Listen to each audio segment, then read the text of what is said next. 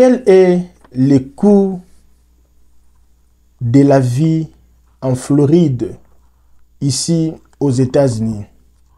Mes amis, quel est le coût de la vie aux États-Unis? Tu rêves venir vivre ici aux États-Unis, tu as déjà ton visa, ton passeport a déjà un visa pour venir rester ici aux États-Unis avec ta famille, toi seul, où tu as gagné à la DV Loterie, où tu es en train d'aspirer venir vivre ici en Amérique. À travers cette vidéo, mon ami, je vais te dire le coût de la vie ici aux États-Unis. Pour ne pas se perdre ou pour ne pas sortir à la rue pour filmer, parce qu'il fait actuellement très froid, vous allez voir les vidéos qui vont passer ici devant l'écran.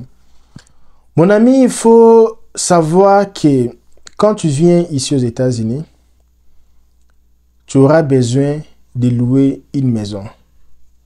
Ça, je parle directement pour les gens qui viennent rester. Je sais qu'il y a des opportunités, des maisons gratuites. Il y a beaucoup de programmes qu'on peut te loger gratuitement pendant quelques mois en attendant que tu trouves un travail. Mais je dis directement, les gens qui gagnent la DV, ils viennent directement pour commencer leur vie. Les gens qui ont les visas, qui viennent directement pour commencer leur vie. Directement, sans tabou, sans publicité, directement. La première des choses, il faut savoir qu'ici aux États-Unis, pour louer une maison, il faut avoir plus ou moins 3 fois le coût du loyer. Ici, dans cette vidéo, je vais parler de la situation en Floride parce que si je dis le coût de la vie aux États-Unis, les États-Unis, c'est presque un continent. Alors, chaque État a des salaires différents. Chaque État a des prix de location de maisons différents. Alors, je ne peux pas mettre tout et généraliser. C'est pour cela que j'ai choisi parler un peu de Floride parce que c'est aussi l'une des villes ou l'un des États où il y a beaucoup d'immigrants là-bas. Alors, aujourd'hui, je vais parler de Floride. Demain, je vais parler du Texas. Et après, demain, je peux parler de l'Illinois.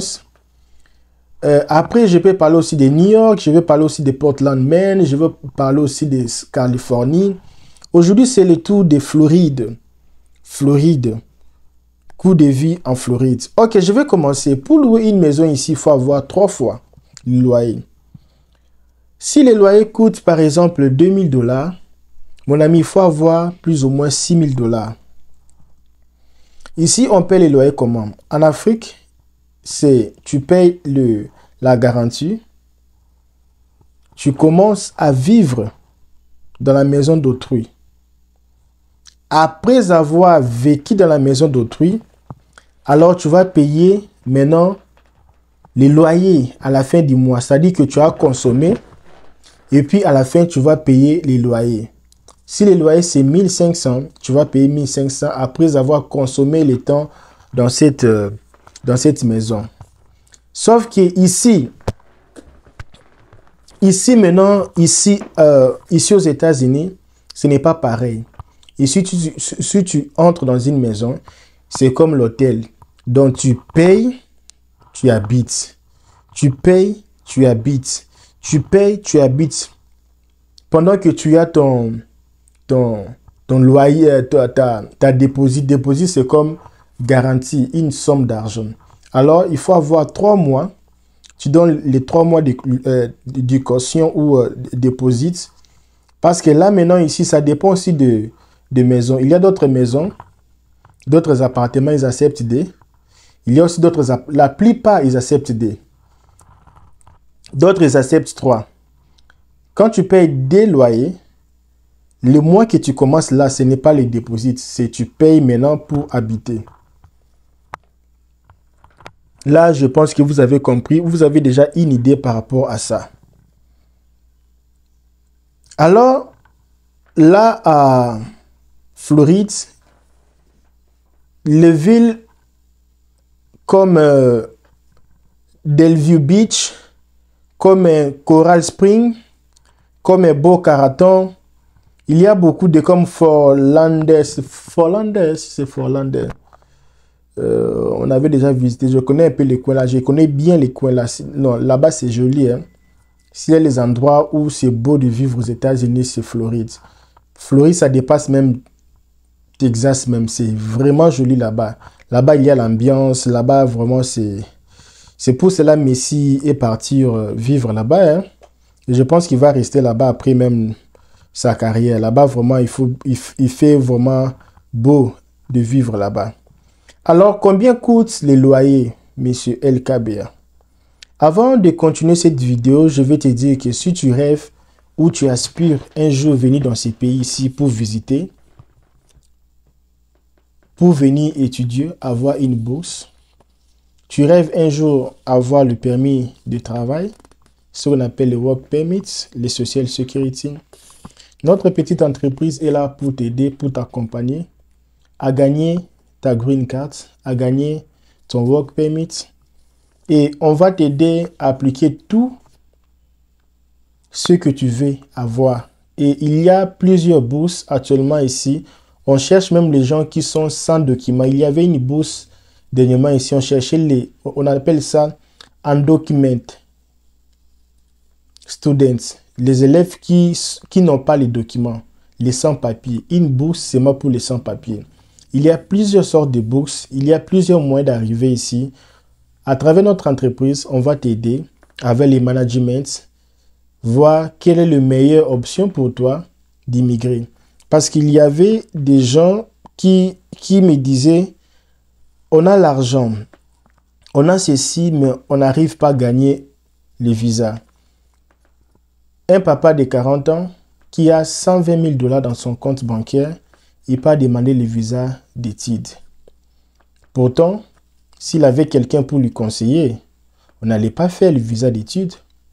Parce que lui, il pouvait gagner la green card après ce qu'on appelle l'habilité spéciale. Lui n'avait pas besoin même de work permits ou le visa pour le travail, pour avoir un sponsor sponsorisé. Parce que déjà avec son âge, avec son expérience, avec le business il faisait partie des habilités spéciales. Ça dit un peu la pétition. Tu le fais, tu sors du pays avec tes enfants, avec tes femmes. Il n'y a pas de différence avec les gens qui ont gagné la DV Loterie. Les choses pareilles, ils ne savaient pas. Il y a aussi les gens qui sont en Europe. C'est facile d'arriver ici. Avec les passeports européens, c'est facile. Tu peux rester ici pendant 90 jours. Tu dois retourner. Et quand tu fais les 90 jours, tu n'as pas le droit de changer les statuts. Maintenant, comment faire pour changer les statuts? Il faut faire tout pour venir avec un visa.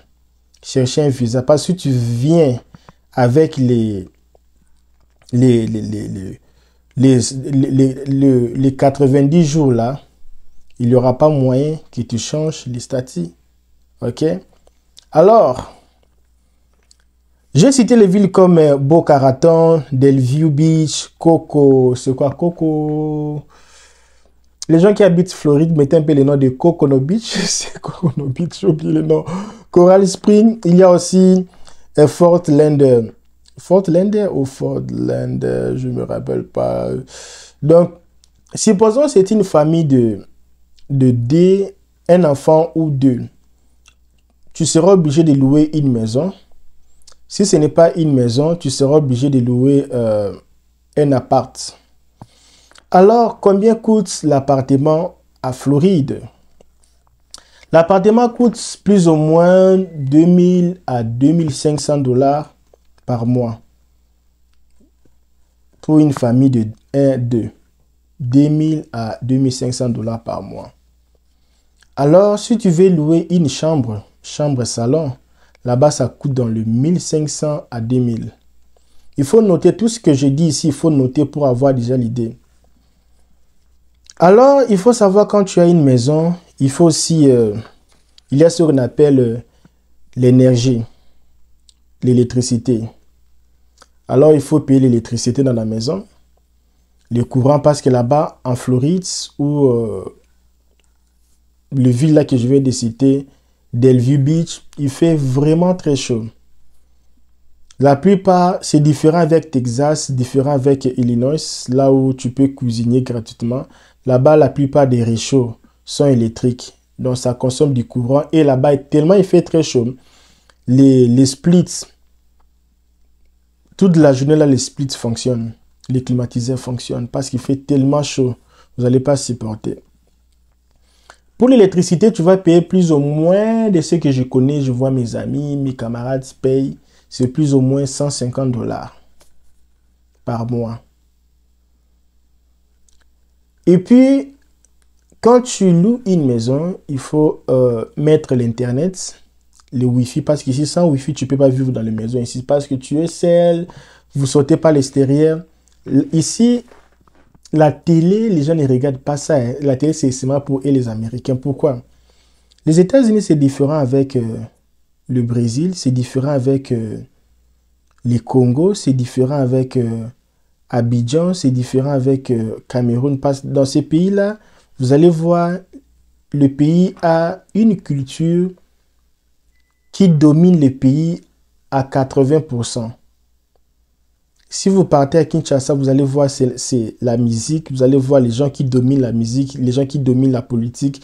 Donc tout le monde sont scotchés dans le même actualité. Sauf qu'ici, il y a les Chinois, il y a les Japonais, il y a les Africains, il y a les Mexicains, il y a des Latinos, il y a beaucoup de gens, chaque personne, il y a les Indiens, il y a une forte communauté. Et tous les gens sont scotchés dans les histoires de leur pays. Et il n'y a pas vraiment une culture qui domine le pays. C'est pour ça que vous allez voir comme à Noël, c'est comme si les gens ne fêtent pas ça. Vous allez voir dans d'autres fêtes comme ça, c'est comme si les gens ne sont pas intéressés. Parce que déjà, les Indiens, ils ne fêtent pas Noël. Donc, c'est pour ça que vous allez voir ici, c'est toujours travail. Parce que c'est un pays, c'est... Moi, je vois, c'est comme si c'est la capitale du monde. Et les gens ne sont pas vraiment culture là. Même la musique ici. La musique ici, tu joues une musique. Vous allez voir, personne ne va chanter ça. En Afrique, quand une musique fait succès, là, c'est tous les gens qui chantent. Même si tu n'écoutes pas la musique, là, tu vas même connaître les paroles.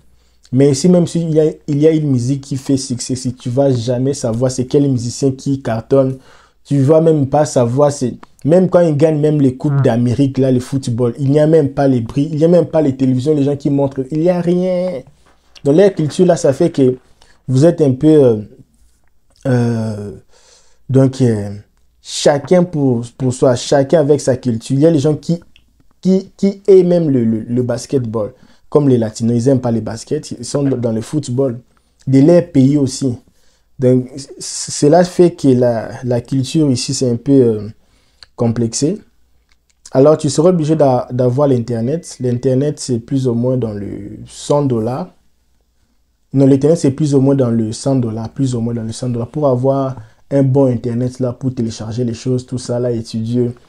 Il y a aussi des moins chers, je sais, mais plus ou moins dans le 100 dollars. Je parle ici, je ne parle pas du Texas, je parle du Floride, ok?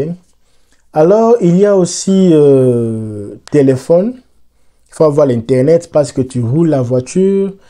Ici, ce n'est pas comme chez nous en Afrique, tu peux mémoriser les routes en tête. Ici, c'est impossible de mémoriser. Ici, pour mémoriser, il faut avoir du temps. Tu peux mémoriser les routes principales, mais ici, mémoriser les routes du travail, là où tu peux travailler, retourner, supermarché, retourner, ça va. Mais parfois, ça prend du temps pour mémoriser. Parce qu'il y a ce qu'on appelle tout chemin mène à Rome. Ici, la route, il y a vraiment beaucoup de routes, beaucoup de routes ici. Alors ici, les gens utilisent souvent les GPS. Tu vas voir toutes les voitures, il y a toujours les GPS. Si vous regardez bien, même dans le film, vous allez voir beaucoup de voitures, il y a même l'écran là pour le GPS. Parce que les voitures, même sans GPS, c'est bizarre. C'est vraiment compliqué sans GPS. Alors, tu seras obligé par personne de payer plus ou moins 50 dollars pour l'Internet par mois. Famille des papa, maman, 100 dollars. Si vous avez un grand garçon qui veut aussi avoir aussi l'Internet, il faut mettre 3 personnes, ça sera dans le 1150 dollars. Si vous êtes en 4, vous allez commencer à dépenser $200. Il y a aussi parfois des compagnies, si vous êtes 4, et puis même, vous pouvez même avoir la réduction de 20% si vous êtes plus de 3 ou 2 comme ça là. Mais ce ne sont pas vraiment des valeurs vraiment remarquées. Alors, il y a encore une chose que vous allez savoir si vous partez vivre en Floride, parce qu'aujourd'hui, je parle de les coûts de vie ici aux États-Unis, mais je vais commencer par Floride pour ne pas parler sur tout l'étendue du pays, parce qu'il y a des prix variés. Les prix des gaz, c'est varié. Ce n'est pas les mêmes prix du carburant que moi j'achète actuellement à Illinois, que j'achète au Texas, parce que là-bas au Texas, le carburant c'est moins cher, la vie est moins chère. Ici, la vie est tellement chère. Il y a ce qu'on appelle la voiture, parce qu'ici, sans voiture, ici, voiture, c'est comme les babouches. Hein. Donc, remarquez un peu en Afrique, si tu n'as pas les babouches, tu vas aller nulle part. Hein. Nulle part. Tu peux manquer même les sandales, les chaussures, mais les babouches, là, tu peux jamais manquer ça. Ici, maintenant, c'est comme ça, là. Les bis, là, il faut laisser. Les métros. Si même on dit métro, mais ça roule comme un vélo. Surtout ici à Illinois. S'il y a un métro, là, on m'a dit métro. Mais métro, ça roule comme un vélo. Même quelqu'un qui pédale les vélos, même là, il part rapide même que les trains. Et ça dit, vous allez... Tu es dans les trains, mais tu dors même là-bas, tu te réveilles, vous n'arrivez pas toujours. Ça roule lentement. Donc ici, ils ont favorisé les choses de chacun pour soi. Il faut avoir ta voiture. Les choses là, des trains, transport en commun, là, c'est... Parce qu'ici à Illinois, c'est difficile pour avoir le bus qui quitte Chicago jusqu'à Aurora, Donc chaque ville a les systèmes de bus seulement pour eux. Et si pour avoir le bus qui fait l'interconnexion là, c'est vraiment difficile. Hein. Moi, je n'ai jamais vu. Commentez ici s'il y en a. Moi, je n'ai jamais vu un bus qui parcourt tout l'Illinois là. Alors, il y a 3 options pour la voiture. L'option que moi j'ai toujours opté, c'est la première. Achat d'une voiture en espèces, tu arrives, il y a beaucoup de jeux. J'ai pas mal filmé les voitures ici. Tu peux louer une voiture, tu peux acheter. La première option, c'est acheter une voiture. Tu peux acheter, il y a les voitures ici de $2000. Bien, hein, ça. 3000, 4000, 5000. Il y a même des voitures de $1000. Les grands problèmes avec ces voitures, c'est vraiment en panne. Il y a toujours le problème des batteries. Peut-être... Il y a problème des amortisseurs, il y a problème de pneus, il faut changer les pneus, il faut faire la révision. Il y a des petits en panne là, tout ça là. Et si tu connais les mécaniques ou tu as quelqu'un qui comprend un peu ces choses-là, comme ma première voiture quand j'avais acheté ça, c'était chez une américaine. Il y avait seulement les problèmes de batterie. Et pour elle, c'était grave les problèmes là. Et grâce à un beau-frère, nous avons acheté belle voiture comme ça là, automatique. On n'est pas seulement parti changer la batterie. Fin cop. C'était seulement la batterie. Le problème, c'était seulement la batterie. C'est pour vous dire ici, si tu sais un peu les mécaniques, parce qu'avant de venir ici, il faut toucher en tout. Hein. Il faut savoir un peu la mécanique, être champatier, c'est quoi là? Champatier, oui, champatier. Et connaître un peu... être carreleur, tout ça. Donc, il faut vraiment être partout, vraiment, tu touches tout. Il faut savoir, l'homme là, il faut être vraiment complet. Et tu peux acheter une voiture comme ça de 2000 à 5000 et puis tu commences ta vie. Et ici, les voitures d'ici, s'il y a panne, ça montre sur le tableau de bord. Et les voitures d'ici, même c'est panne là, même la voiture, même c'est guéri lui-même. Il y a aussi l'option à la place d'acheter une vieille voiture ou une voiture modeste, tu peux prendre le $4000, tu pars donner à une concession, oui, là on achète les voitures, tu fais ce qu'on appelle les dépôts de 5000. Maintenant tu commences à payer plus ou moins $4000 par mois pendant 4 ans pour avoir une voiture même de 2014 comme ça là. Et il y a aussi l'option de louer une voiture par 2 semaines, tu loues. Il y a aussi les Américains qui font ça, louer des voitures. Tu peux aussi louer une voiture. Là aussi, il y a aussi beaucoup de gens qui le font, hein, louer des voitures comme ça. Là, il y a beaucoup de gens qui le font. Surtout quand vous voyagez. Souvent, quand tu voyages, il faut seulement louer une voiture. Et quand tu loues, tu payes, tu prends une voiture comme ça, là. Tu vas payer plus ou moins $400 par mois ou 450. Ça dépend aussi de l'année de la voiture. Et l'assurance, c'est obligatoire, c'est $150 plus ou moins. Et c'est un peu ça. Et je vais parler un peu de la nourriture. Parce que les gens vont me demander maintenant, dépenses, on a compris pour la maison. Maintenant, monsieur LK, c'est comment maintenant pour la nourriture? Alors, pour la nourriture, ce n'est pas grave, mes amis, pour la nourriture. On va aller, ok? Pour la nourriture, une famille de 4 personnes peuvent dépenser, je vais déjà accélérer, c'est déjà 21 minutes, $250 par semaine. Parce qu'ici, comme je venais de dire, si tu achètes beaucoup des aliments à la maison, tu ne vas plus manger. Tu vas bailler. Parce qu'ici, il y a les aliments comme ça. Le premier jour, c'est goûter même. C'est bon. Après des jours comme ça, là. Parce que si les gens...